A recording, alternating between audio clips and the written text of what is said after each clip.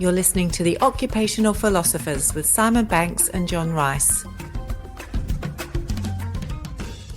Hello and welcome to the Occupational Philosophers and Not So Serious Business Podcast. It's a mashup of the world of creativity, curiosity, and a healthy dash of philosophy thrown in. Each and every week, I'm joined by my co-host and co-producer over in the UK, John Rice. Happy New Year, happy 2024, and welcome to January. Thank you, Simon. Yes, happy 2024. Looking forward to another year of frivolity and fun.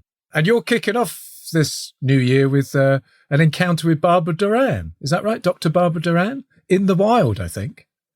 Yes, In the Wild, another In the Wild episode. I joined Barbara at the end of last year for one of her programs she was running. I was lucky enough to be a willing participant on that.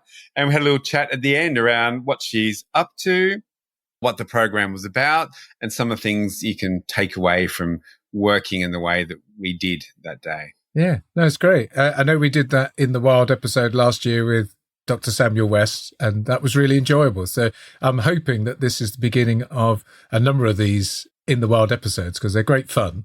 And it's nice to catch up on a more personal level with some of those prior guests.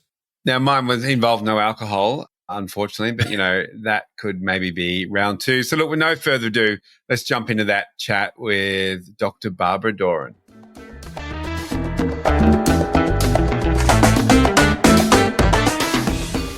So, Barbara, great to connect with you again today as a previous guest on the Occupational Philosophers. Thanks for inviting me along to this amazing day. What was the day about and where does it fit into your program? Okay, what was the day about? The day was about engaging with storytelling, from the making process and the imagination, from building a script and turning it into a story with a special partner, Sustainable Screens Australia. So here we're thinking about what does it take to turn something from an idea into something that becomes scalable and hits our popular culture. And then the inverse was there in terms of how do the stories that we create shape the worlds that we live in. And we're particularly thinking about what does it mean to build a sustainable world. So we're sitting here at University of Technology in Sydney and you've been partnering with Sustainable Screen Australia. How did that partnership come about and how does it fit into your program, which is you can tell us a little bit more about as well? Okay, so I am the director of the Creative Intelligence and Strategic Innovation program. It's a course that has been developed to help us charter unnavigated territory. So we know we live in this complex world that's interconnected like it never has been before. We don't have the tools and practices in our conventional ways of practicing to work together and navigate into this future that we want to create. How do we get there? We harness creativity. And this is something that we all have latent within us. Some of us spend time honing it more than others. And this course in particular raises that up to the forefront, catalyzes it through a myriad of different practices that are drawn from across the industry. But we're really looking to build that, what I would call a creative fitness.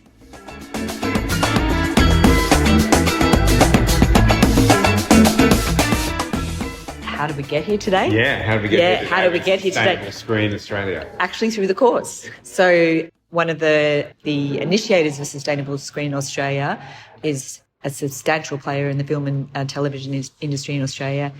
And it was during COVID and she was on gardener's leave, which I had never heard of before. Maybe, other people have, but I was like, what is gardener's leave? It sounds really romantic. Yeah, I was on that too, yeah. Oh, are you? It's called unemployment, yeah.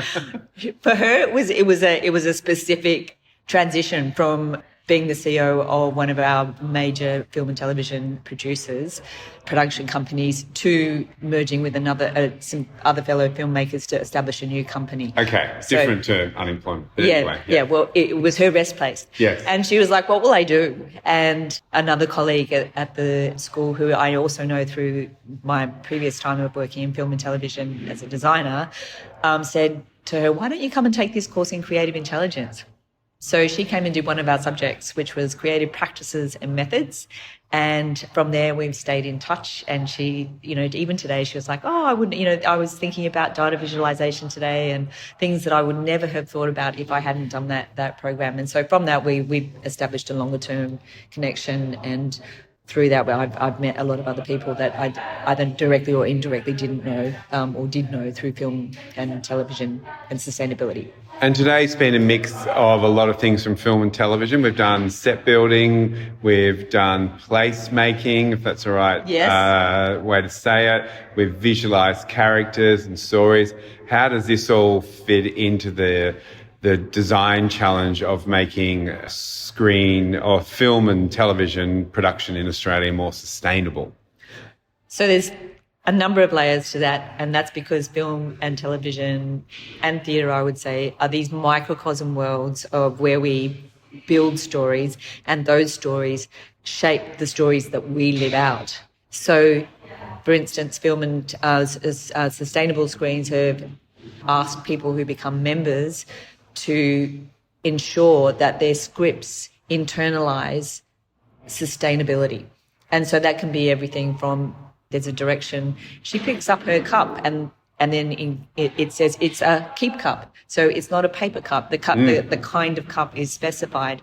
And then the stories are actually stories that conjure consideration of the environment, consideration of our relationship to nature, consideration of the use of materials. And then even today we were talking about how inside the world of filmmaking, there's capacity to tell stories across the filmmaking process that doesn't end up on the silver screen, so to speak. But, what do you do with all the plastic cups that you use, or what do you do with all the fabric that's left over? Well, you can tell the story of where that goes and what happens to it. So it's a very sort of interconnected story, from the idea of how something is brought into our imaginations as a script, to how it is made and how it is realised, the choices, the materials that are made, the act of making and the communities that are built through making, all the way through to the celebration, and then how those stories, when I say the celebration, the red carpet, the release, the distribution, the talk and the hum and the vibe out there in the community when it's released, popular culture, how does that actually change the food that we eat, the clothes that we wear, the way that we engage with technology? So there's the making and the doing and the bringing to life. And then for this particular workshop, what we're looking at is working with people who are in the role of bringing places to life, making new technologies, shipping and renewable wind turbines. There's, education. We had all kinds of other people in the space drawing understandings from the filmmaking and theatre making process into their lives. So we call that the adjacent possible.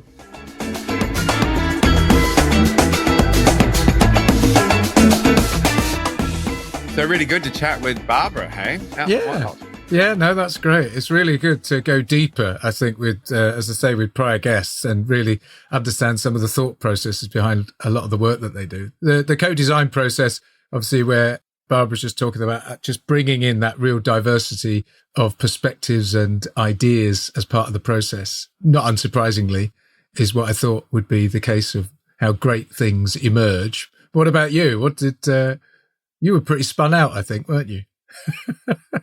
Yeah, it was creatively intense. And I said that only in a positive way, but I love the fact that Barbara always says, the thinking which created the challenges we have now will not be the thinking that solves those challenges. So look, we need to be open to doing things differently, and absolutely brought in so many things from the world of film and theatre and performance and dream interpretations and collaging and putting things together. I was just, it was intense in a good way, So you really, if you leant right in, you got some amazing outcomes. So just a really nice way she curated that space as well, to make it very welcoming and make it, we use that term safe space a lot, but create that space where, look, we're going to do things a bit differently. That's okay. Yeah. So I loved it. Yeah. And the diverse array of people I met from film, theatre, television, advertising. Yeah. Wonderful. Some wonderful creative doers and thinkers. So it was a great time. Yeah. Sounds like you had fun, and I hope I get a chance to enjoy something similar at some future point. So great to hear her again. All right, so John, we've got a great 2024. We've got some great guests lined up. We've been a little bit slower on our output due to holidays and different episodes and not working out as I imagine in the unusual world of podcasting. However, we are ready. We're continuously experimenting, Simon, and I think the couple of months break's been quite good to replenish and reinvigorate and be ready. As we always say, here's what I want you to do, especially in 2024. Stay curious, make stuff, have fun, and most importantly, when you leave here today, go and date life.